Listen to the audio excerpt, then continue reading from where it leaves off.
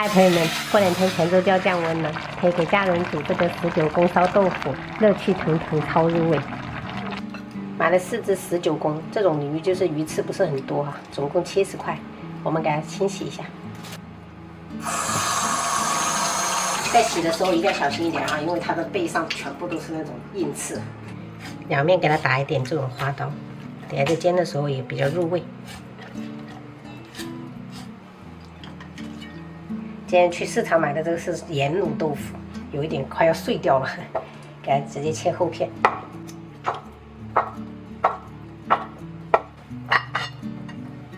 料头我们就切点大蒜，然后姜片，再来一点蒜白，再切点红椒，为了点缀哈。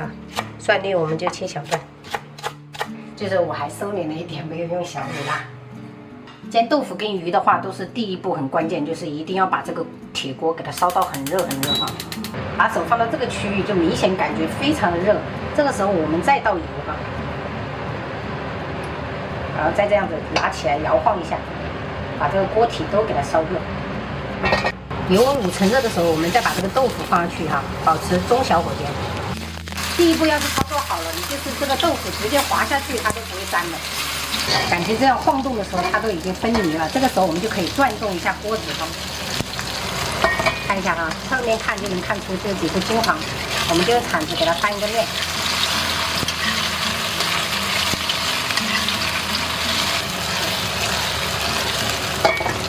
总共煎了6分钟，然后这个油尽量给它避掉哈，等一下就可以来煎鱼。然后先给它盛出来备用。煎鱼的话，我们就要保持中大火煎。然后平时在家里面煎鱼也很关键，用铁锅的话，你就不要经常去翻动它，等它一面煎好了，你再翻。像这样操作的话，就是煎什么都不用粘锅的。两边煎好了，我们就把这个料头放下去，再抖点辣椒面，也可以用这个鱼油给它稍微炒一炒。接着我们就倒入开水哈，炖鱼的话最好是用开水。调味我们就来一勺盐、松茸鲜。这个点点老抽，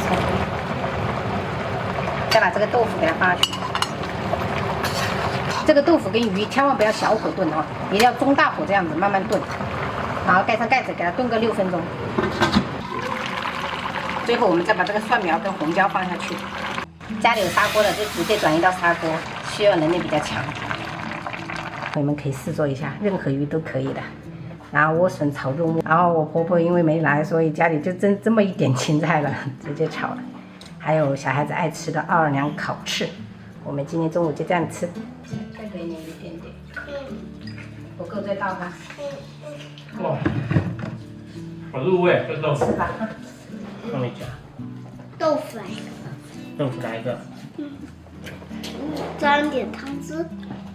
来。沾一点。这鱼还是挺肥的。我们说还是砂锅米线是吧？还有砂锅米线。哦，鱼眼睛要吗？鱼鳍。不要。以前你们不是很喜欢吃鱼眼睛？小时候。哇，脆骨都是香的。